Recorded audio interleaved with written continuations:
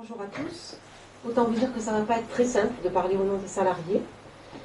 Mais en tant que coordinatrice de l'association depuis quelques années, c'est à moi que ça incombe. Donc je vais tenter de restituer le point de vue des salariés en illustrant mes propos par des éléments de bilan. D'abord, je voulais revenir sur la question essentielle, pourquoi et comment nous intervenons depuis plus de 10 ans.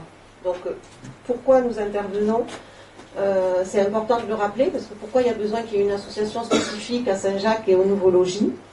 Donc ça, c'est les constats. C'est une population qui pose des problèmes spécifiques aux professionnels, qui a surtout un fort besoin de soutien et de revalorisation. C'est une population qui est porteuse d'une anxiété massive et qui rencontre des problèmes d'accès aux soins et de santé qui ont été maintes fois soulignés par différentes études. Et évidemment, ce sont des quartiers qui font partie des plus pauvres de France, donc qui rencontrent une très grande précarité. Et je pense que c'est le point peut-être le plus important. Alors, pour rappel, les statuts de l'association, en fait, au départ, je vais reparler un petit peu de ça parce qu'il me semble qu'aujourd'hui, c'est ça qui est un peu important de ressouligner. Donc, c'est de permettre l'accès aux soins psychologiques et la rencontre entre les habitants des quartiers Saint-Jacques et Nouveau Logis et les professionnels, notamment de santé, par une approche globale et en réseau des problématiques. Je vous laisse redécouvrir nos objectifs et notre méthode. Évidemment, une grande implication auprès des habitants, favorisant le lien de confiance, rend possible l'inscription dans les parcours de soins efficaces. Le FIL, pour rappel, intervient dans les lieux d'accueil enfants-parents, qui sont portés par la ville en prestation de services. Dans ces lieux, on travaille autour de la prévention auprès des mères et des jeunes enfants. C'est des lieux qui sont extrêmement importants pour la population, qui sont très appréciés et très utilisés, et où on travaille, c'est des petits lieux qui font des grandes choses. Nous proposons également des temps d'écoute psychologique de proximité, avec plusieurs entrées possibles, approche individuelle, familiale, conjugale, groupale. Face aux situations complexes que nous rencontrons, nous avons constitué un réseau de professionnels. Et depuis fin 2021, nous proposons de la médiation en santé. Toutes ces actions sont complémentaires, cohérentes, et elles ont participé à répondre aux difficultés rencontrées dans ces quartiers par les habitants et les professionnels. Un dernier point important est celui de l'adaptabilité du cadre proposé aux familles. Nous tenons à co-construire nos actions et nos projets avec les gens, professionnels et usagers, à les re-questionner si cela est nécessaire pour favoriser l'implication des usagers. Ce sont ces objectifs et cette approche méthodologique et ce préalable participatif qui ont permis à nos actions d'être utiles et reconnues tant par la population que par les professionnels. Alors, je vais reprendre quelques chiffres pour illustrer l'efficience de nos actions. Donc là, vous voyez un... C'est pas le graphique? On n'a pas mis le graphique avec l'évolution? D'accord, donc je vais simplement parler alors de l'activité en 2023. Dans le cadre des temps d'écoute psychologique de proximité, on a rencontré presque 200 personnes au cours d'environ 1400 entretiens. Concernant la Charcha 66, notre réseau de santé professionnelle, nous avons eu 3 réunions qui ont réuni 58 participants, soit une moyenne de 32 personnes par réunion. Le réseau a également participé à accompagner 146 familles au cours de 108 réunions de suivi individualisé qui ont mobilisé 25 professionnels. Donc ce sont des réunions où on réfléchit ensemble les trajectoires de soins avec les familles. Concernant le dispositif du fil santé, prévention et médiation, il a permis d'accompagner vers le soin 98 personnes au cours de plus de 350 actes. Par acte, j'entends entretien, accompagnement physique, rencontres médiatisées et visites à domicile. Soit un total de 381 personnes touchées, 300 usagers et 81 professionnels, qui resteront, si l'association s'arrête, sans solution. Alors, je vais revenir aussi sur ce que nous vivons depuis plusieurs mois, parce qu'on a été quand même assez malmenés. Certains l'auront peut-être vu sur les réseaux ou ailleurs. Donc depuis l'annonce de la baisse des subventions dans le cadre du contrat de ville, on y revient, moins de 12 000 € de la part de la ville et moins de 18 000 € de la part de la préfecture, qu'on a su en juin, le conseil d'administration a dû prendre plusieurs décisions qui ont forcément impacté l'équipe du fil et les usagers. Donc comme Cathy l'a dit, l'action médiation santé a été une nouvelle fois arrêtée. C'est juste la deuxième fois qu'on arrête cette action. Alors que Gaëlle Marolles avait été recrutée que depuis 6 mois. L'animation des rencontres et réunions collectives du réseau ont été déprogrammées. Les groupes de parole Vivre heureux au collège n'ont pas été renouvelés. Et les temps d'écoute psychologique ont été diminués avec l'arrêt d'à peu près un mi-temps de psychologues. Ces restrictions ont impacté l'activité, évidemment, et en ce qui concerne les temps d'écoute, les psychologues ont décidé de ne plus prendre de nouvelles demandes à compter de septembre. Les demandes déjà déposées avant l'été, donc il devait y avoir peut-être 20 personnes en liste d'attente en fin août, ont été reçues de 1 à 5 fois, selon les besoins, mais la possibilité de suivi n'était pas proposée aux personnes. Ensuite, et au vu de l'incertitude quant à la poursuite de l'activité du fil à métisser, et notamment suite à l'alerte du commissaire aux comptes, et au peu de perspectives sûres pour la suite, les psychologues ont arrêté les suivis thérapeutiques début novembre. Elles ont proposé des permanences d'écoute sans rendez-vous. Il n'était pour nous pas possible de proposer un cadre thérapeutique suffisamment contenant, de porter psychiquement les personnes vulnérables que nous accompagnons avec tellement d'incertitudes. Alors, face aux demandes de réajustement des financeurs, nous avons cherché des solutions. Et nous en avons trouvé. Donc on a rencontré le comité d'aide à la parentalité qui comprend le département, la ville et la CAF, et plus particulièrement donc la caisse d'allocation familiale, qui nous a aidés à réfléchir à un nouveau projet qui visait à nous permettre de continuer d'accompagner les habitants de Saint-Jacques et du Nouveau Logis autour des questions liées à la parentalité. La CAF nous a proposé d'ouvrir des points ressources familles sur les 2 quartiers et d'y offrir un espace ressources avec un accueil inconditionnel. Nous avons également prévu de développer des groupes de parole à destination des parents avec 3 thèmes principaux, la périnatalité, le répit parental et l'épanouissement scolaire. L'espace ressources et les groupes à destination des parents pourraient être financés par la CAF à hauteur de 80%. Ce projet, avec le comité parentalité, nous permettait à la fois de rester présents sur le territoire, de continuer à être des personnes ressources pour les parents, les familles, et de favoriser les orientations vers les structures existantes.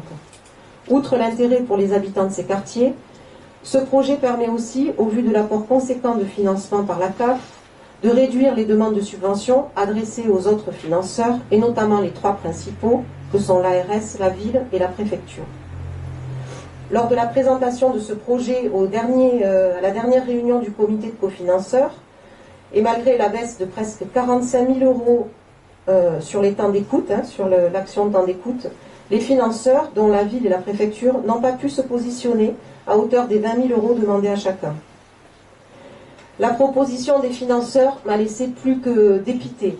Donc ils nous ont proposé de réduire les temps d'écoute à 0,4 équivalent temps plein. Ça veut dire 2 demi-journées par quartier. On a presque un temps plein et demi d'écoute psychologique. Donc c'est autant dire en 2 après-midi, on ne va rien faire du tout. En attendant les réponses des demandes de subvention dans le cadre du contrat de ville, juin-juillet 2024, et ils nous ont confirmé qu'à ce moment-là, si on avait les financements, on pourrait recommencer à recevoir les gens. Cette proposition aboutirait à réduire tous les contrats de travail des psychologues et à diminuer les accompagnements réalisés. Alors pour les usagers, pour tout le monde, mais en particulier pour les usagers, de 200 personnes vues 1400 fois en 2023, on passerait à 60 personnes vues à peu près 600 fois, 600 entretiens. Alors comment est-ce qu'on peut faire cela? On s'est quand même questionné, comment est-ce qu'on va faire pour sabrer totalement notre projet socle, donc on s'est dit il y a 2 choix. Soit on modifie les critères d'inclusion. Donc ça veut dire choisir les patients. Donc vous allez me dire qui est-ce qu'on choisit?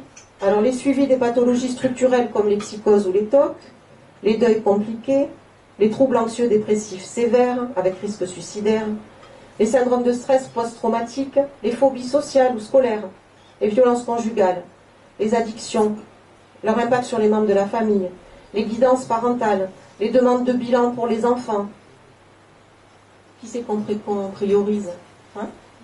L'autre solution est de modifier, comme nous l'avait suggéré l'ARS, les modalités de suivi en rencontrant maximum 5 fois les personnes.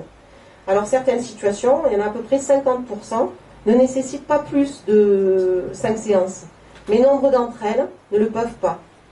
Dans les deux cas, ce type de décision entame notre déontologie de soignant et notre devoir de probité, ainsi que notre responsabilité. Les psychologues de l'association refusent de se voir imposer des protocoles de soins préétablis. Elles souhaitent rester maîtres des modalités thérapeutiques pour lesquelles elles sont formées et compétentes. Les différentes formations des psychologues du fil leur permettent de répondre au mieux aux demandes et aux besoins des usagers. Donc Chirine, elle est spécialisée en psychopathologie clinique. Agnès et moi, on est spécialisés en psycho-interculturel. Lise, qui est là-bas au fond, elle est spécialisée en psycho du développement, donc de l'enfant et de l'adolescent. Et j'ai en plus une formation à l'approche thérapeutique familiale. Alors, les conséquences de cette baisse drastique des temps d'écoute voulue par les financeurs. Donc là, je vais restituer quelques points d'une étude d'impact qu'on a réalisée depuis juillet auprès de nos usagers, qui a montré les conséquences que cette baisse ou un arrêt de l'association aurait pour les personnes. 85,7% des usagers témoignent que le soin proposé par l'association les a aidés à mieux comprendre et apprendre à gérer leur état psychique, anxiété, dépression, etc.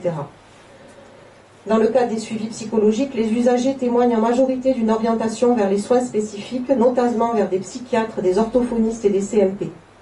La plupart des usagers, 63%, rapportent que leur prise en charge contribue à une bonne adhésion aux soins, et ceci résulte en une amélioration dans la qualité de leur sommeil, une amélioration de leur état d'angoisse et de dépression.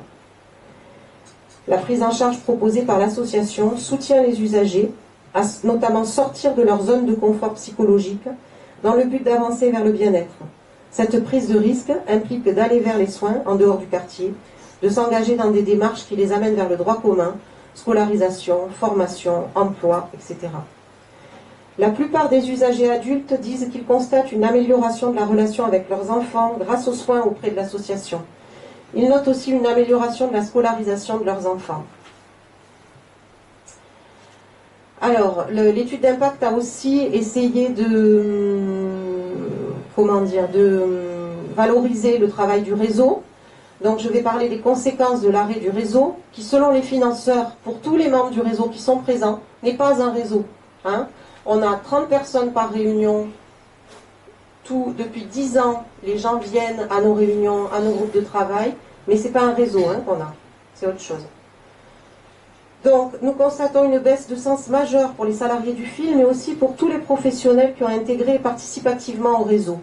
Lors de l'étude d'impact réalisée depuis juillet, les professionnels ont mis en avant l'expertise de l'association sur le territoire, ainsi que sur les codes de la population gitane. L'association représente un grand appui de médiation entre la population et les institutions. Elle favorise en cela une meilleure inclusion. Le fil à métisser représente un relais privilégié pour les divers professionnels et partenaires. La question de l'orientation des usagers s'est posée à plusieurs reprises si le fil venait à disparaître. Également la question de la mise en réseau et du partage de pratiques, de la création et du partage d'outils. Il ressort que sans le fil, les professionnels craignent une dégradation du parcours de soins, une difficulté majeure concernant l'accès aux soins, et donc un impact sur la santé physique et psychique des habitants de ces quartiers. Ils craignent aussi un risque d'augmentation de la déscolarisation. Les professionnels valorisent la pratique de l'aller vers de l'association, possible grâce à la proximité et réduisant l'isolement de la population. Alors, pour les conséquences concernant l'arrêt de la médiation santé, donc je rappelle que il y a un plan régional de santé qui vient de sortir au niveau national et donc dans les régions et qui préconise la médiation, l'ARS, qui préconise la médiation santé et notamment par des approches en santé communautaire. Des problématiques de santé telles que le diabète ont été abordées et traitées avec réussite, malgré un manque de continuité dû au changement d'équipe et aux arrêts du dispositif. Le manque d'inscription dans la continuité des actions induit une grande fatigue chez les professionnels, qui impulsent, mobilisent, développent des projets, qui sont contraints de laisser tomber. Je fais référence au suivi des maladies chroniques, au partenariat dans le cadre de Précadiab, à l'action Marchons avec le fil à métisser, à l'action du café des Jailles, des grands-mères. Toutes ces actions ont été arrêtées.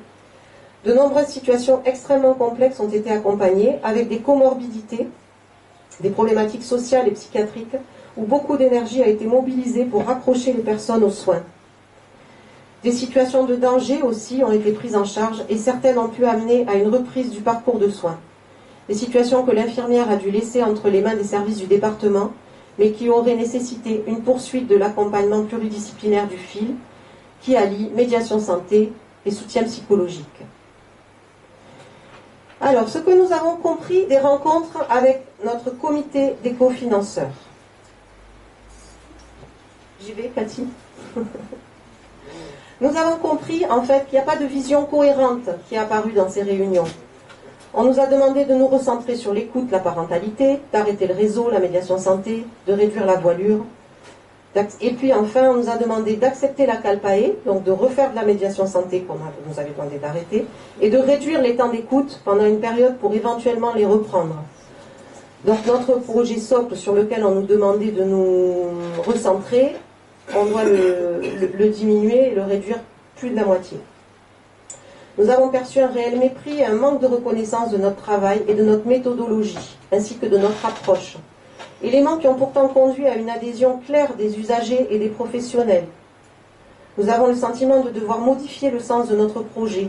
L'arrêt du réseau nous semble totalement injustifié et contre-productif au regard des difficultés rencontrées sur ces territoires, tant par les familles que par les professionnels.